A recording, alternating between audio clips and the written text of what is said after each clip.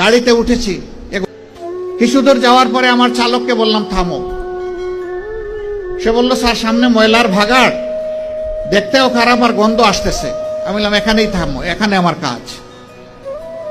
আমি 20 থেকে 22 মিনিট বসে আছি গাড়িতে। মাঝে মাঝে সেও আমার মুখের দিকে একটু ঘুরে তাকায়। আমার পাশে বসে একজন সহকর্মী, তিনিও তাকান। তারা বুঝতে পারছেন না যে কেন এই জায়গাটায় আমি দাঁড়িয়ে আছি, কিছু বলছিও না করছিও না। ওই সময়টা পরে গাড়ির দরজা খুলে বের হলাম। তখন এই জল্লাদের শাসন চলতেছে বাংলাদেশে, 2015 সাল। আমার সঙ্গী আমাকে বললেন আপনি গাড়িতে বসেন, কি করতে হবে আমাকে বলেন, আমি সেরে আসি। আমি বললাম better you come with me, আপনিও আসেন আমার সাথে আসেন। দরজা খুলে পিছনের দিকে হাঁটা শুরু করলাম। ড্রাইভার বলতেছে স্যার গাড়ি ব্যাক করি। আমি না, এখানে থাকো। একটা খাবারের দোকানে গিয়ে ঢুকলাম, কিছু খাবারের প্যাকেট নিলাম, পানি নিলাম, নিয়ে আবার এসে গাড়িতে বসলাম। এবার চালক বলতেছে স্যার যাই। আমি বললাম না, আমার কাজ শেষ হয়নি। 5-7 মিনিট পরে আমি গাড়ির দরজা করে আবার নামলাম। সঙ্গীকে বললাম ভাই এই প্যাকেটগুলো নেন, আসেন আমার সাথে, আমিও কিছু নেই আপনিও কিছু নেন। গিয়ে ওই ময়লার ভাগাড়ের কাছে হাজির হলাম। ততক্ষণে একদল লোক যারা এই ময়লাগুলা বেলচা দিয়ে ডাম্পিং ট্রাকে উঠিয়ে শেষ করেছে, এখন বেলচা ছুঁড়ে ওখানে ফেলে দিয়েছে। তাদেরকে গিয়ে সালাম দিলাম। 5 জন লোক আসসালামু আলাইকুম, জবাব দেয় না, মুখের দিকে তাকায়। আবার সালাম দিলাম আসসালামু আলাইকুম, এবারও জবাব পেলাম না, আবারও মুখের দিকে তাকায়। এরপরে বললাম কি ভাই আপনাদের মধ্যে কি কেউ মুসলমান আছেন? একজন ভীষণ রাগ করে বলল আমি শুধু মুসলমান না, বাকি ওরা তো সব মুসলমান, তো জবাব দেয় না কেন? বললাম কোনো সমস্যা নাই, আবার সালাম দিচ্ছি আসসালামু আলাইকুম। এবার সবাই সমস্যারে জবাব দিল ওয়ালাইকুম আসসালাম। জিজ্ঞেস করলো আপনি কে? বললাম আপনাদের জাতি ভাই। আপনি কি সিনেমা করতে আসছেন? আমার এই চেহারা দেখে মনে হয় যে আমি সিনেমা করতে আসছি। কয় না, তা তো মনে হয় না, কিন্তু আপনার কথাবার্তায় তো এরকমই মনে হচ্ছে। তো আপনি কেন আসছেন? আমি বললাম আপনাদের হাত ধুইতে আসছি।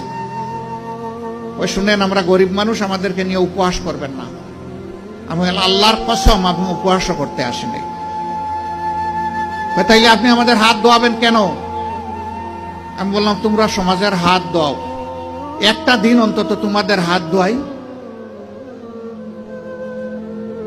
আমাদেরকে ছেড়ে দেন, আমাদের অনেক কাজ, বুঝতে পারছি না আপনি কি জিনিস। আমি বললাম যে আমি বড় শক্ত জিনিস, হাত না ধুইয়া তোমাদেরকে ছেড়ে দেব না। আমি রোদের মধ্যে ঘামতেছে, একজন রাগ করে বললো এই দে, উনার এত শখ জাগছে, দে হাত দে, আমারটা আগেই দিচ্ছি। তো উনি হাত দিল, আমি ধোয়াই ঠইয়া খসলাইয়া পরিষ্কার করে বললাম ভাই অনেক শুক্রিয়া তোমাকে। একজন একজন করে হাত দেয় আর খিলখিলাইয়া হাসে। আমার ধারণা আমাকে দেখে মনে করছে পাবনার হেমায়েতপুর থেকে ছুটে আসা কোনো পাগল ছাড়া আর কিছু হবে না। হাত ধোয়ানো শেষ। এবার আমার 2 সঙ্গীকে বললাম যে একটু খাবারের প্যাকেটটা দেন। বললাম না না এগুলো লাগবে না। কেন লাগবে না ভাই? তোমরা তো চাওনি, আমি খুশি হয়ে দিচ্ছি, একটু নিবা না?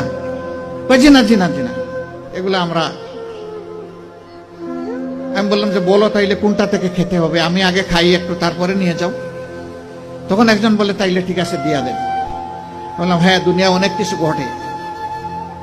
হাতে নিল, নেওয়ার পরে একজন একটু দীর্ঘ শ্বাস ফেলে বলল তাহলে আমরাও মানুষ। আমি বললাম কেন এই কথা বললেন কেন? জি না, আপনাদের মতো মানুষেরা আমাদেরকে মানুষ বলে না, বলে আমরা সুইপার, বলে আমরা মেথর। আমাদের কাছে কেউ দাঁড়াইতে চায় না, কোনো রাস্তা দিয়ে আমরা হাঁটলে মানুষ সরে যায়। সমাজের মানুষ আমাদেরকে অচ্ছুত মনে করে, এদেরকে ছুঁইলেই জাত যাবে। আমি হাত জোড় করে বললাম সোফা কাপড়ের ছোট লোকদের পক্ষ থেকে আমি তোমাদের কাছে ক্ষমা চাই, আমাকে ক্ষমা করো, আমাদেরকে ক্ষমা করো। আমি আর চোখের পানি ধরে রাখতে পারিনি, টপ টপ করে আমার চোখ থেকে পানি পড়লো। তাদের জীবনের পরিশ্রমের বিনিময়ে সমাজের চাকাটাকে চালু রাখে। আমরা কিনা তাদেরকে মানুষ বলি না, আমরা তাদেরকে সুইপার বলি, মেথর বলি। আমরাই কমজোর। আমি কাঁদতে কাঁদতে এসে আমার গাড়ি আর ওরা আমার সাথে কেঁদে কেঁদে তাদের গাড়িতে উঠে গেল। সম্মানিত ভাইয়েরা, কেন এই ব্যবহার? এদের ছাড়া কি এই সমাজ চলবে? যদি না চলে তারা, তাইলে এই সমাজে তারা একটু স্বীকৃতি পায় না কেন? একটু মর্যাদা কেন পায় না তারা? এটা পায় না এই কারণে, এই শাসনটা আল্লাহর দেওয়া বিধান অনুযায়ী নয়, এই কারণেই পায় না। যদি আল্লাহর দেওয়া বিধান অনুযায়ী পাইতো, তাহলে ওরাও নিজেদেরকে সম্মানিত মনে করত, তাদের মুখ দিয়ে এই কথা বের হয়ে আসতো না, যাক আজকে বুঝতে পারলাম যে আমরাও মানুষ। আক্ষেপের সুরে এই কথা তারা বলতো না। ভাই, আমরা এইরকমই একটা মানবিক বাংলাদেশ চাই।